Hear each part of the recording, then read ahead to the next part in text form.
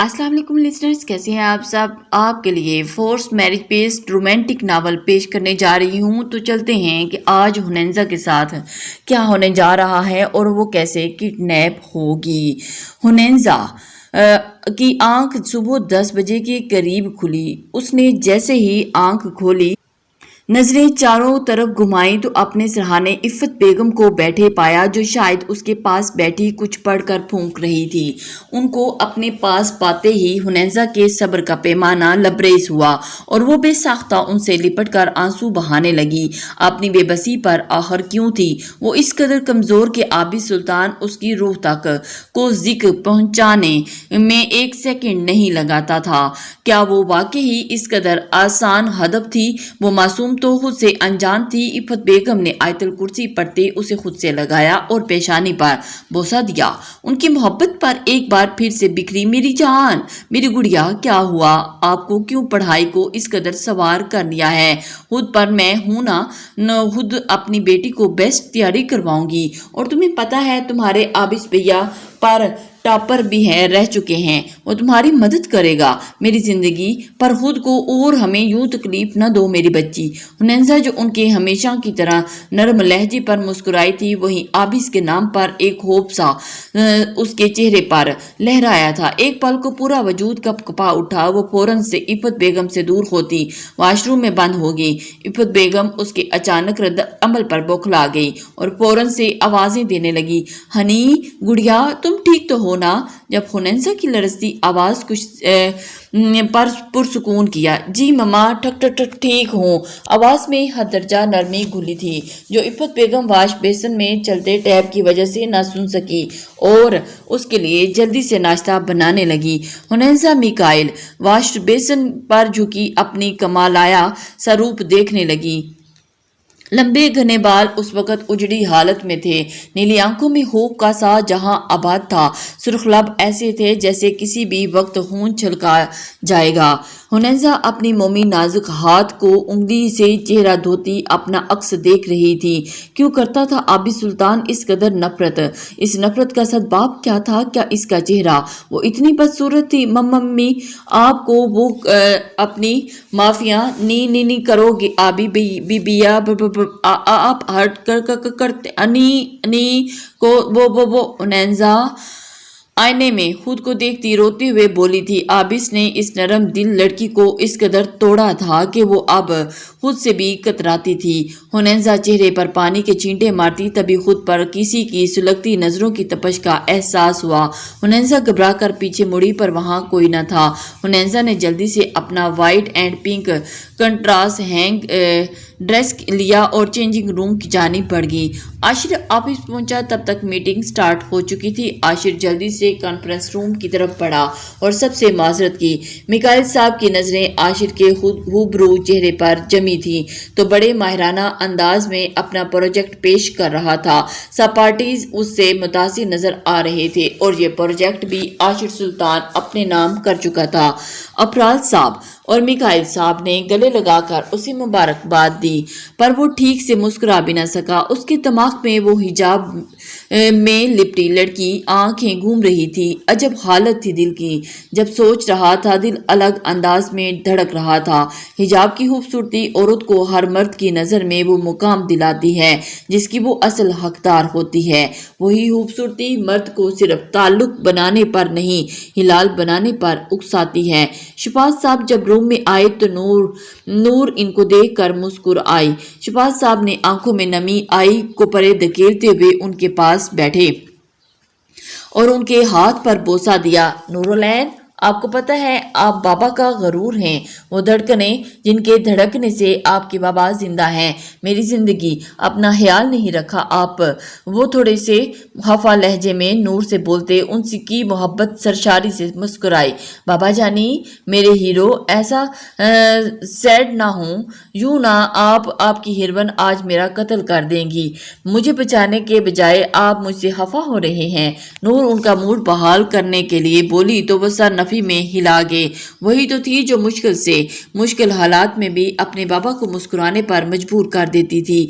मैं लाडली हूँ अपने बाबा की, यानी वो इश्क है मेरा। मैं जान हूँ अपने बाबा की, यानी वो जिंदगी है मेरी। मैं अक्स हूँ अपने बाबा का, यानी वो रोशनी है मेरी। कुछ देर बाद नूर को डिस्चार्ज कर दिया गया। शुक्र था कि ज्यादा चोटें नहीं आई थी।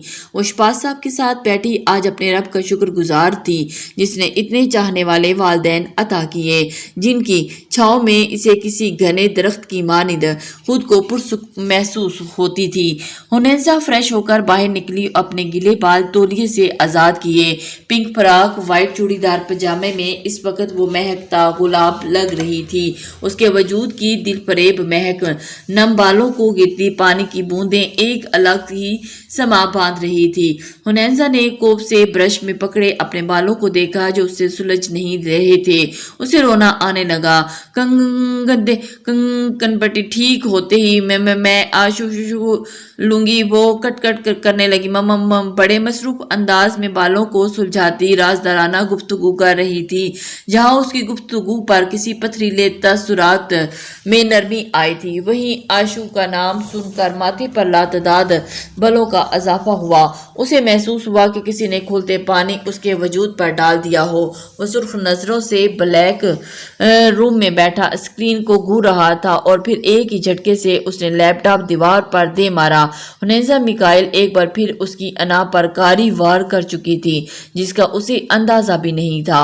हुनैजा की जद्दोजहद बालों से जारी थी जब अपने पीछे आहट महसूस करके पीछे मुड़ी और अपने बिल्कुल सामने खड़े आबिद सुल्तान को देखकर उसकी आंखें फटने के करीब थी।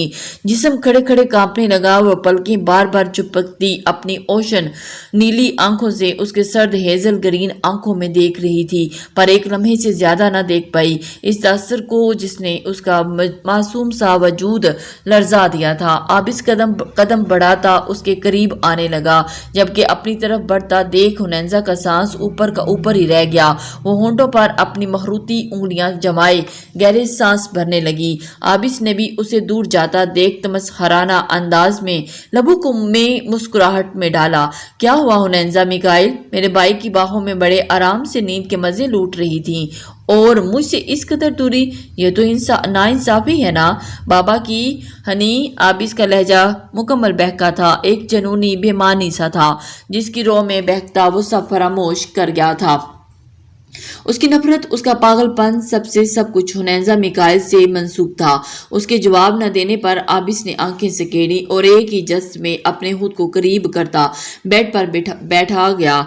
सब एक पल में हुआ था। हुनैजा पलक झपकते बेड पर थी। उसे महसूस हुआ कि हवा का कोई झोंका उसे छू कर गुजरा है। आबिद सुल्तान ने उसे ऐसे छुआ था कि वो महसूस तक न कर सकी। बस आंखें बंद किए गहरे सांस भरती अपनी मौत की दुआएं मांगने लगी। आंखें खोलो, वह हैबत तारी करता लहजा हेजल हुनैजा के छक्के छुड़ा गया। हुनैजा मिकाइल, आवाज में तंबीह थी कि अगर मेरी बात ना मानी तो अंजाम की जिम्मेदार खुद होगी। हुनैजा ने झट से आंखें खोली। वो मुस्कुराया, इतनी फरमाबरदार के पर, लेकिन ये मुस्कुराहट जहर खुंदा थी। हुनैजा भी कुछ समझती कि उसे अपने बालों में कुछ रेंगता हुआ महसूस हुआ। हुनैजा ने डरते उसने नजरें बचाते अपने बालों की जानिब देखा, जहां देखकर आंखों के आगे अंधेरा छाने लगा। जिस्म खौफ से थरथरा उठा। इससे पहले कि वो चीखती, आबिद सुल्तान का ग्लव्स में मुकीद हाथ उसकी आवाज को हलक में कैद कर गया। वो रोते हुए हाथ पांव मारने लगी, खुद को छुड़ाने लगी। आबिद मुस्कुराता हुआ आंखें मूंद गया। सुकून था अब। ये उन लफ्जों का हमियाजा था जो हुनैजा मिकाइल ने किसी के लिए अपने लबों से आजाद किए थे।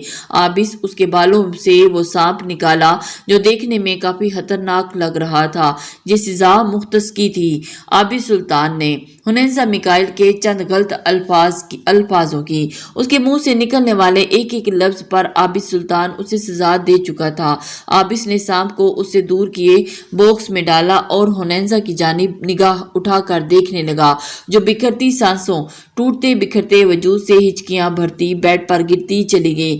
दिल में दर्द उठा था, शायद दर्द जिसको बर्दाश्त करना हुनैजा मिकाइल के बस से बाहर था। आबिद نے ایک محسوس رگ دباتے ہنینزا کو بے ہوش کیا اور اٹھ کر دروازہ لاک کرتا، خود کو کوٹ سے آزاد کرتا، اس کے بہت قریب بیڈ پر نیم دراز ہوتا، اس کے پھول کے وجود کو اپنے سینے میں بھینچ گیا اور اپنے سسکتے دل کو راحت پہنچانے لگا۔ ایک سحر تھا وہ جو جکڑ سا جاتا، پر ہنینزا میکائل سے بے خبری وہ کسی طور پر نہیں برس سکتا تھا۔ آبس اس کے بیکے آنسوؤں سے تر چہرے کو دیکھتے ایک دم سے پاس پڑے جگ کو اپنے ہاتھ میں پکڑے ٹیبل سے اس کے ٹکڑے کر دیے۔ وہ دوبارہ اپنے ڈیول روپ میں آ چکا تھا جس سے کوئی واقف نہ تھا۔ آبس نے کانچ کا ایک ٹکڑا اٹھاتے اس کے ہاتھ میں تھمایا اور اپنے سینے سے شرٹ کھسکا کر وہاں اس کے ہاتھ سے تھامے کانچ سے اے لکھنے لگا جنونی انداز میں۔ درندگی کی انتہا تھی کہ اسے درد محسوس نہیں ہو رہا تھا اور اس کی پوری شرٹ خون سے تر تھی، پر وہ بے خبر سا اپنا کام کرتا مطمئن تھا۔ ہنینزا کی مومی انگلیوں کو اپنے ہاتھ میں پھنسائے وہ باری باری ان انگلیوں پر اپنے سلگتے لبوں کا لمس چھوڑتا۔ بے ہوشی کے عالم میں بھی ہنینزا میکائل کو تڑپنے پر مجبور کر گیا۔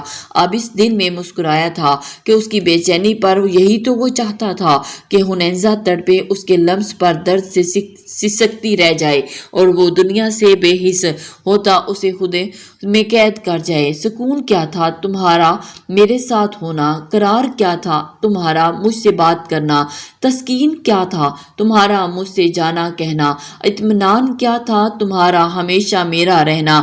ہنینزا کے کان میں سرگوشیاں کرتا آبس سلطان اب بدل چکا تھا، جو ہنینزا میکائل کے جادو میں بہک جانا چاہتا تھا، پر اس میں محبت کی کوئی نہیں تھی، چاہت نہیں تھی، کچھ تھا تو طلب تھی، جنون کا وحشتیں تھی۔ This will happen. You will feel me everywhere. It's unhiddenable. Who would be magic in the air? Let them all watch or look away or stare. But just know, my eyes don't lie. And I save my best smiles for you. وہ بہکتی رو میں اس کی خوشبو خود میں اتارتا میں مدہوش تھا، اس کا وحشی پن ختم ہو گیا۔ کچھ تو تھا جو اسے ہنینزا میکائل کی جانب کھینچتا تھا، اس کے چہرے پر چھائی معصومیت اسے دل ربائی کرنے پر مجبور کرتی۔ نورالعین جیسے ہی گھر میں داخل ہوئی اس سامنے دیکھ کر خلق تک کڑوا ہو گیا۔ نورالعین کو شدید نفرت تھی اس شخص سے جو اس وقت اس کی ماں کے پاس بیٹھا مسکراتے ہوئے نہ جانے کون سے راز و نیاز میں مصروف تھا۔ نور، ارے تم وہاں کیوں کھڑی ہو؟ آؤ نا۔ ارشمان اسے وہیں کھڑے دیکھ کر آگے بڑھا، پر سر پر پٹی دیکھتا وہ ایک دم گرا اٹھا۔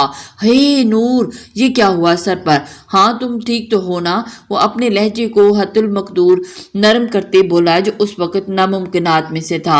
ارشمان شفاعت صاحب کے کزن کا بیٹا تھا جو اپنے باپ کا بزنس سنبھالتا ایک بھرپور نوجوان تھا۔ ارشمان کو پتہ ہی نہ چلا کب وہ چھوٹی سی نورالعین اس کے دل میں جگہ بنا گئی۔ وہ اسے پسند کرنے لگا، مگر بات صرف پسند کی حد تک محدود نہیں تھی بلکہ وہ اس سے بہت آگے نکل چکی تھی۔ ارشمان اسے اپنی زندگی میں شامل کرنے کا سوچ چکا تھا۔ شفاعت صاحب اس کا نورالعین کی طرف جھکاؤ بخوبی واقف تھے، کیونکہ حشمت دورانی باتوں باتوں میں کئی بار نور کا ہاتھ ارشمان کے لیے مانگ چکے تھے۔ ہر بار یہ کہہ کر انکار کر دیتے کہ نور ابھی پڑھنا چاہتی ہے۔ ارشمان نے یہ بات سنی تو وہ سرشار ہوا کہ چلو کم سے کم انکار تو نہیں ہوا، نورالعین اسی کی ہے۔ نورالعین کی سادگی ارشمان دورانی کی کمزوری بن گئی تھی، جس کے آگے اسے اب ہر چیز ہیچ نظر آتی۔ ارشمان دورانی لڑکیوں سے کھیلنے والا مرد تھا، مگر نور سے ملنے کے بعد اس کے خیالات بدل گئے تھے۔ وہ جیسے نورالعین سے بن گیا تھا، لیکن شاید وہ نور کے بارے میں اپنا نادر خیالات سے بالکل ناواقف نہیں تھا۔ نور کو ارشمان کا اپنی طرف متوجہ ہونا زہر لگتا تھا، کیونکہ آج تک اس نے کوئی پیش قدمی نہیں کی تھی، لیکن جب بھی وہ نور کے سامنے آتا تو نور کے ہاتھ پاؤں پھولنے لگتے، وہ عجیب سے احساس سے گر جاتی اور ایک غیر محسوس محفوظ حصار جو ارشمان دورانی کی براؤن آنکھوں اس پر کیے رکھتی تھی۔ بھائی آپ میرے بارے میں فکر نہ کریں، میں ٹھیک ہوں، نور العین انتہائی رکھی انداز میں کہتی وہاں سے نکل گئی۔ نور کے لحاظ سے عورت کو اس قدر سخت لہجہ رکھنا چاہیے کہ کوئی بھی مرد اس سے بات کرنے سے پہلے 100 بار سوچے۔ البتہ تو کسی مرد سے براہ راست مخاطب ہونا نور شفاعت کو زہر لگتا۔ اس کی کچھ حدود تھیں جن میں رہ کر وہ کسی غیر محرم سے خود کو محفوظ رکھنا چاہتی تھی، کیونکہ کسی بھی عورت کا لہجہ مرد کو اپنی طرف بیزار کرنے میں اور راغب کرنے میں اہم کردار ادا کرتا ہے۔ زہر سے زیادہ زہریلی شے ہوتی ہے محبت، اس قدر کہ جس کی کاٹ موت کے سوا کوئی نہیں کر پاتا۔ ہنیزہ کو ہوش آیا تو خود کو ایک خوبصورت اپارٹمنٹ میں پایا۔ اپنے ارد گرد انجان جگہ دیکھتے اس کی آنکھیں حیرت کے مارے کھل گئی اور ڈر اور خوف ویسے ہی برا حال تھا۔ جانے اب کیا آزمائش ہونے والی تھی۔ وہ اپنی ہچکیاں دباتی جلدی سے گزار بیڈ سے اٹھ کھڑی ہوئی اور دوپٹے سے ندارت اس کا وجود کسی کو بھی بہکا سکتا تھا، پر ہنیزہ میکائل کو اس بات کا ہوش ہی کہاں رہا تھا کہ وہ عابد سلطان کے حق میں ایک اور سزا کی قصوروار ہوئی ہے۔ ہنیزہ سوچ رہی تھی وہ کہاں ہے جب اچانک دروازہ کھلا اور گہری کالی آنکھوں والا وہ شخص چہرے پر ماسک سیٹ کرتا ہنیزہ کی طرف قدم بڑھانے لگا۔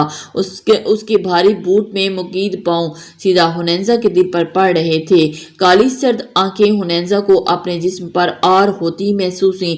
پاپا پلیز مجھے جانے دیں، بیا آچو بیا مما کوئی بچاؤ۔ ہنیزہ ماسک پہنے شخص کے سامنے ہاتھ جوڑتی اپنے ماما بابا کو یاد کرنے لگی۔ یہ بات اس کے دھیان میں ہی نہ تھی کہ پریشانی میں جو نام اس نے سب سے پہلے یاد کیا وہ کس ستم گر کا تھا۔ دور کھڑی قسمت مسکرائی تھی عابد سلطان پر، جس کا سب کچھ لٹنے والا تھا۔ دیکھو لڑکی، میں تمہیں کچھ نہیں کہوں گا، بس تمہیں ابھی مجھ سے نکاح کرنا ہوگا۔ سرد آواز جب ہنیزہ کے کانوں میں پڑی تو اس کا رواں رواں کپ کپا اٹھا۔ نہ نہ نہ نہ نہ نہ نہ بابا، وہ اس سے جس سے پیار کرتے ہیں، پاپا پلیز مجھے چھوڑ دیں، جانے دیں۔ آشو بھیا، وہ پاپا پیار کرتی ہوں، نہ نہ نہ نہیں نکاح کروں گی۔ ہنیزہ نے اپنی سمجھ کے مطابق جواب دیتے سامنے کھڑے وجود کے انگنگ سے شرارے دوڑا دیے۔ اس کی گہری کالی آنکھوں میں ان ناموں میں ایک درندگی بھر دی۔ سرخ سفید چہرہ، سرخ کپکپاتے لب، سوجی آنکھوں سے بہتے آنسو، بکھرے حلیے میں وہ سامنے موجود شخص کوئی پاگل ہی لگی۔ پر اصل کون تھا وہ شخص؟ اس کی آنکھوں میں ظاہر تھا اب اگر تمہارے ان خوبصورت لبوں میں کسی غیر مرد کا نام نکلا تو تمہارے ان لبوں سے جان کھینچ لوں گا اور کہ موت کی طلب باقی رہ جائے گی۔ تم صرف میری ہو، صرف میری۔ نہ نہ نہ نہ نہ نہ بولو مم میری۔ ہنیزہ کے چہرے پر اپنا چاقو پھیرتے اس کے لبوں پر رکھتا ہنیزہ کی جان آدھی کر گیا۔ ہنیزہ کے جواب نہ دینے پر اس نے چاقو کا دباؤ بڑھایا اور ہنیزہ کے لبوں سے مدھم سی چیخ نکلی اور اس کے دونوں ہونٹ میں زخمی شخص کر چکا تھا۔ ہنیزہ اس پاگل شخص سے بچنے کے لیے جلدی سے ہاں میں سر ہلایا۔ ماما پلیز، آپ کی نکاح بے بجی کروں گی ابھی سے۔ ہنیزہ نے اپنی جان بچانے کی خاطر جو لفظ لبوں سے ادا کیے ان پر سامنے والے دل و جان سے اس پر نثار ہوا اور انگوٹھے سے اس کے لبوں سے بہتے خون کے قطروں کو چننا خود میں جذب کر گیا۔ ماسک پہنے شخص نے ہنیزہ کو ایک لال چیز اڑائی اور ہاتھ تھام کر باہر لے آیا جہاں کچھ مرد پہلے سے ہی موجود تھے۔ ہنیزہ ان سے ڈرتی ان کا ہاتھ دبوچ گئی، جیسے یقین ہو کہ یہ صاحبان ہر درد سے بچا لے گا۔ ہنیزہ کا ہاتھ تھامے اس نے پاس صوفے پر بٹھایا، مولوی صاحب کو نکاح پڑھانے کا کہا۔ ہنیزہ کا پورا وجود ہچکولے کھا رہا تھا، ذہن معاف تھا۔ اسے کیا معلوم تھا کہ کوئی رات کے اندھیرے میں اسے اس طرح لے آئے گا اور اس کی زندگی میں اندھیرا کرنے کے لیے مولوی صاحب نکاح پڑھا چکے تھے۔ وہ ماسک پہنے سب سے مبارکباد وصولتا اس کو چھوڑنے گیٹ تک پہنچا۔ خود کو اکیلا پاتے ہنیزہ صوفے پر لیٹی پھوٹ پھوٹ کر اپنی قسمت پر ماتم کرنے لگی۔ یہ سب کیا ہو گیا؟ اس نے کہاں ایسا سوچا تھا؟ یوں ظلم نہ کر میرے ساتھ سائیں، ہے جوڑی تجھ سنگت سنگ ذات سائیں، میری ہستی تو بے مول سہی، کچھ عشق کا کر احساس سائیں، تو نے روندا ہے تو روندا سائیں، مجھ مٹی کو تو رول سائیں، میں دشمن اپنے آپ کی ہوں، تو توڑ مجھے اور جوڑ سائیں، تیرے ہاتھ میں میری چابی ہے، اب سب اب میری بربادی ہے، تو جیسے مجھ کو چلا سائیں، میرا دل تو یوں نہ جلا سائیں، در کی میں تو ماری ہوں، ایک باپ کی لاج دلاری ہوں، تیرے دل میں ہے کوئی اور سائیں، تو مجھ میں یوں نہ توڑ سائیں۔ جب تک وہ سب کو چھوڑ کر آیا، اسے صوفے پر ہی موجود دیکھ پسینے میں ماتھے پر لادتاد بلوں کا اضافہ ہوا، جیسے اسے ہنیزہ کی حرکت قطعی ناپسند نہیں آئی۔ وہ ایک جھٹکے سے اس کو بازو مروڑتا ہنیزہ کو درد میں چیختے مجبور کر گیا، پلی مجھے درد ہو رہا ہے، چھوڑیں۔ ہنیزہ ابھی بھی ایک جھٹکے سے نہیں سنبھلی تھی، اس اجنبی کا اس قدر بھیانک روپ دیکھتی درد سے چلانے لگی۔ اس شخص کی نظر جو ہی ہنیزہ کے گزار زخمی لبوں پر پڑی تو اس کے چہرے پر ایک مسکران نے احاطہ کیا۔ اس نے ہولے سے ہنیزہ کا بازو آزاد کیا، اپنے ہاتھ میں تھاما اور آستین اوپر کرتا کلائی پر بنے اپنے ہاتھ کے سرخ نشان پر اپنی انگلیاں پھیرتا ہنیزہ کو سسکنے پر مجبور کر گیا۔ اس سے پہلے کہ ہنیزہ ایک لفظ منہ سے نکالتی، بہت اچانک وہ اس کی سسکی کو اپنے لبوں میں قید کر گیا۔ سرد لمس تھا اس کا جس سے وہ ہنیزہ میکائل بالکل ساکت تھی، اس میں اتنی ہمت بھی نہیں بچی تھی کہ وہ اس دور کرتی۔ وہ اس شخص سے جیسے وحشی کسی پیاسے کی طرح ہنیزہ کو اپنے حصار میں قید کیے بڑی خوبصورتی سے اس کی سانسوں سے کھیل رہا تھا۔ ہنیزہ کی سانسیں بند ہونے پر اسے پل بھر سانس لینے کی مہلت دیتا اور اگلے پل دگنی شدت سے اس کی سانسوں سے کھیل جاتا۔ ہنیزہ اس کی تکلیف دیتی برداشت نہ کرتی اور اس کے بازوں میں جول گئی، شدتی عشق تیری خیر ہو جا، ہاں کیسے عالم میں لا کر چھوڑ دیا۔ وہ پرسکون تھا، اب بڑی نرمی سے اس کی سانسوں کو آزادی دیے، اس کے بالوں میں چہرہ چھپاتا گہری سانسیں بھرنے لگا۔ صبح کے 6 بجے جب عابس اپنے کمرے سے نکال تو میکائل صاحب کو پریشانی میں ٹہلتے پایا۔ کیا ہوا چاچو، آپ پریشان لگ رہے ہیں؟ اس سے پہلے کہ عابس ان سے کچھ پوچھتا، عاشر نے ان کو مخاطب کیا۔ میکائل صاحب انہیں جو بتایا، اس سلطان کے پیروں تلے زمین کھینچ لی۔ ان سب زیادہ شاک تو عابس سلطان کو تھا، اس کی آنکھوں سے خون چھلکنے کو بےتاب تھا، جنونی درندہ جسے وہ چھپا کر رکھتا۔ پل بھر میں بیدار ہوئی وہ میکائل صاحب کی پوری بات سنے بغیر لمبی ڈاک پڑتا باہر نکلتا چلا گیا۔ یہ خاموشی گہرے طوفان کی آمد تھی، جو طوفان عابس سلطان کی زندگی میں بکھیرنے والا تھا۔ السلام علیکم